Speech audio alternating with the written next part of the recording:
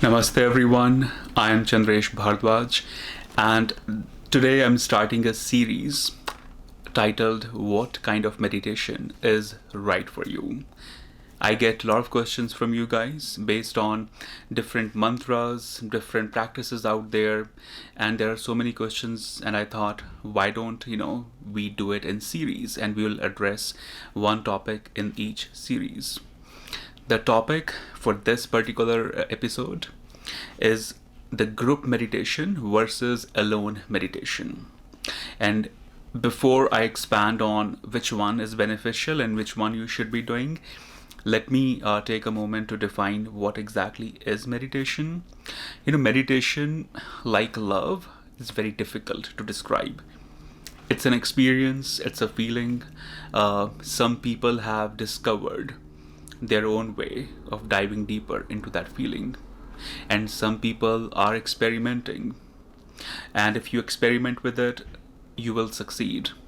The problem is when you start to read too much, consume too much information about experiences of others, and then try to project that same experience on your life, then you start to move away from meditation.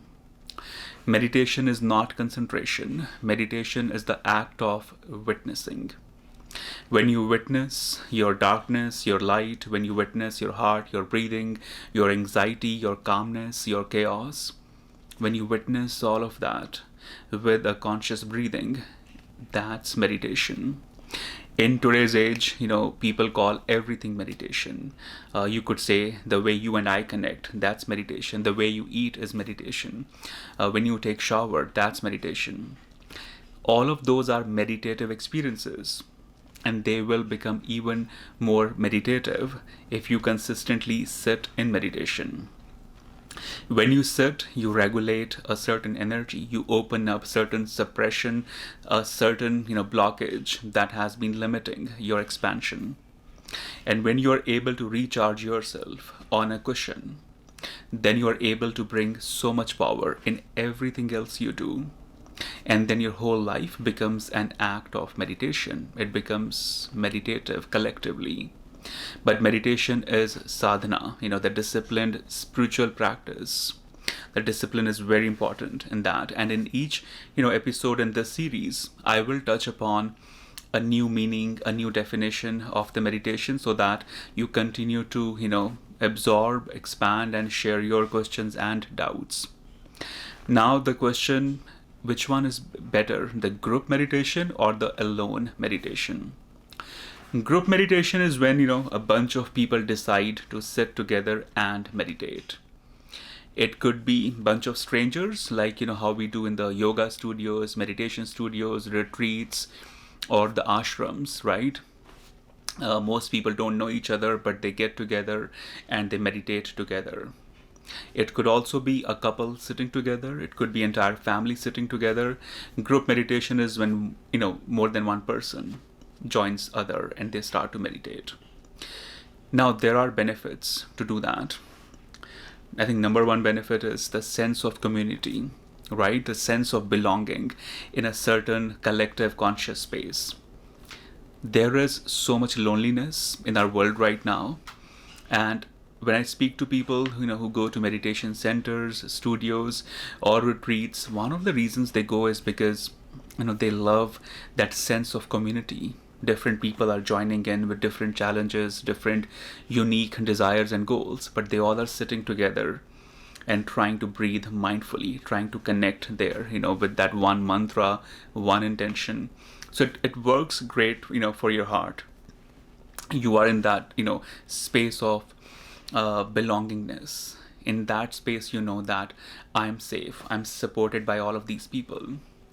It works amazingly well for those who have that sense of loneliness, or who feel a sense of abandonment. They feel supported, they feel seen, and they feel they're surrounded by like-minded people. So that's one thing.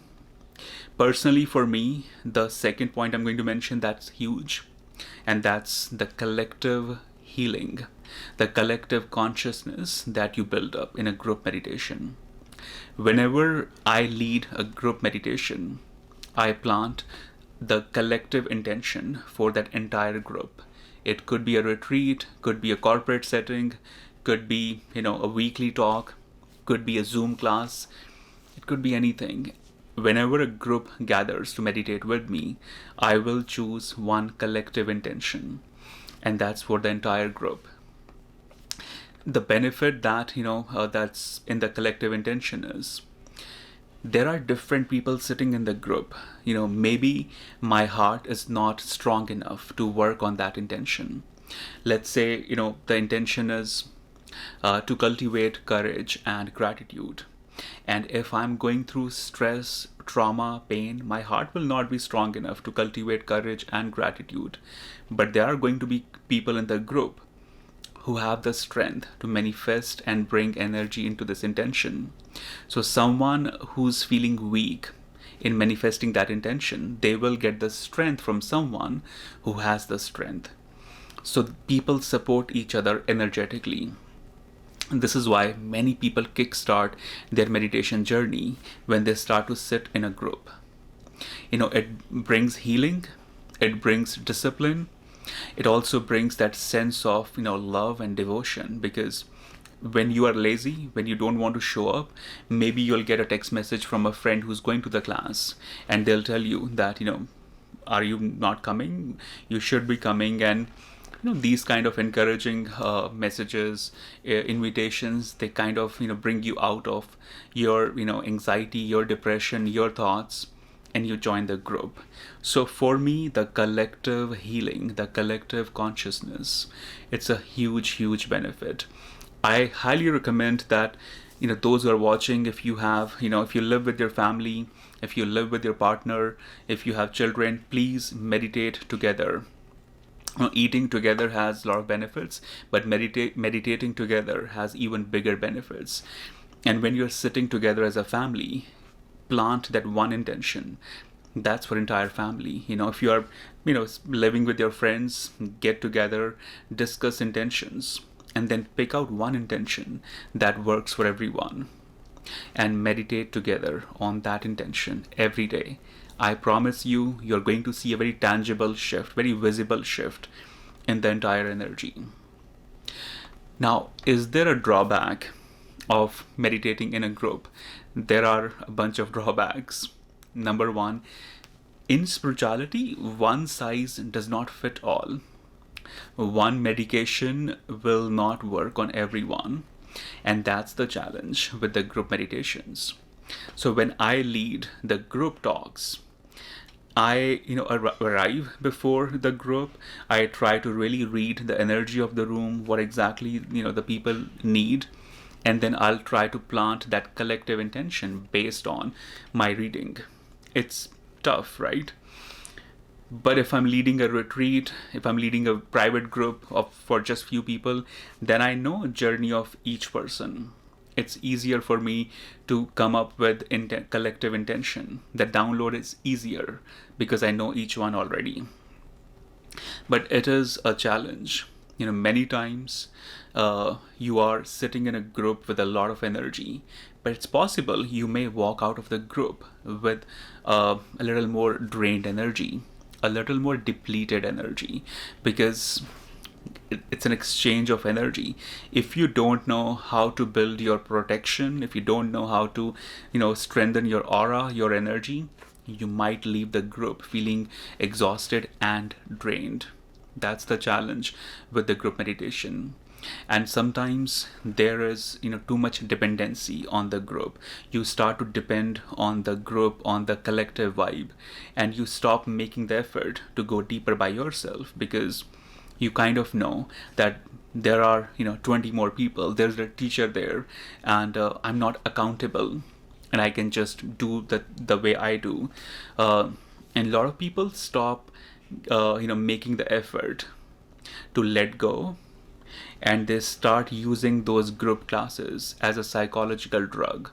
It becomes an escape for a lot of people to join these groups and join these group meditations, because you are not personally accountable for anything. That's the challenge. And I'll tell you how to overcome it. But let's talk a little bit about the alone meditation, the meditation that you do by yourself. Number one benefit is it gives you a lot of space to self-reflect. Because when you're sitting with a group, there's a certain time you got to sit, there's a certain time you got to leave the meditation. Sometimes you don't have energy to sit for more than 10 minutes, but you have to sit because the group is going to sit for 1 hour. So you're still sitting for 1 hour, but you're thinking, imagining, building your imagination, increasing your worry, and a lot of that kind of stuff happens. But when you're sitting by yourself, you could be sitting for 2 hours, you could be sitting for 5 minutes, but it's your space. You get a lot of breathing space to self reflect, to witness, and to really understand your darkness and your light. Also, for me personally, the alone meditation works really powerfully well because it gives you the safe space to be vulnerable. I work with a lot of people who deal with suppression. The suppression, for ages that they're trying to overcome, the darkness that they're trying to overcome. And it's not, people don't feel safe when they meditate in groups because they will hold back that suppression. Imagine you are sitting in a group and you want to cry, or you want to laugh, or you want to jump. You will not do that because you have to be civilized, right? You have to be you have to behave properly. Meditation is not for people who want to behave properly. The more civilized you try to become, the more you take yourself away from your raw nature. There comes a time in your spiritual journey when you just let go of everything and you channel that wild spirit in you. And I think that's where the alone meditation starts to work really well. Because when I work with my students, I tell them, cry, laugh, jump, scream, whatever you want to do, you do it. You do not worry about what others are thinking. And if you're meditating by yourself, it becomes really easy for you to just cry, laugh, scream, do whatever you want to do. And it's a very significant, very sensitive, transition in your meditation when the suppression in you starts to come out. And when people sit in the groups, they're not able to, bring that suppression out. That's where alone meditation becomes so powerful. Is there a drawback to the alone meditation? One of the drawback is lack of discipline, lack of consistency. Because if no one is watching you, no one is telling you you got to sit, you may not meditate for a number of days. If no one is pushing you to show up, you may not meditate. That's the only challenge. And this is why I always say the key to right meditation is discipline and devotion. These two work together. You got to have the discipline, you got to have the devotion. Devotion includes the love for your practice, the love for your existence. If you have reverence for your existence, you will sit every day. If you have the reverence for your blooming, you will cultivate the discipline. Now, the conclusion, which one is right, the group or the alone? As you can see, there are benefits and challenges to both. But those who are starting the journey, of meditation, the group meditation will bring you out of your comfort zone. It could be a great Kickstarter, but do not depend on the group meditations. So you could be in the groups twice a week, maybe once a week, maximum 3 times a week, but definitely use the other time to sit by yourself. In the beginning, you could, divide your time. There's going to be 3 group meditations and 5 alone meditations. And as the time evolves, try to reduce your group meditations and try to expand the alone meditations.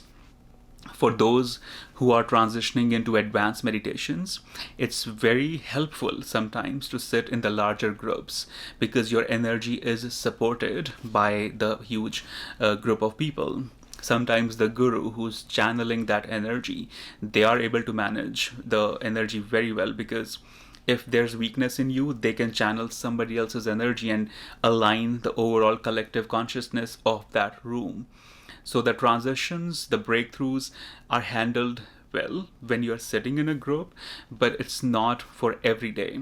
There are certain specific techniques, specific moments when the group meditation is very important. And then there are times when the alone meditation is the only way. It's a balance of both. But if you ask me which one, goes for the longer run, it's of course the alone meditation. Group meditation, good kickstarter. If you're working with a guru, working with a spiritual teacher, there will be certain moments when the group meditation is going to work wonderfully for you to go from stage A to stage B.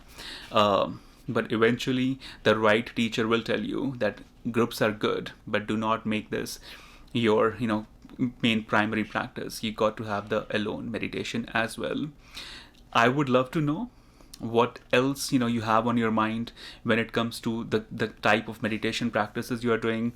I would love to know if you have any further questions on the group versus the alone meditation, and we'll go from there. Thank you for watching, and if you're watching this on YouTube, please do subscribe and share this video. Thank you.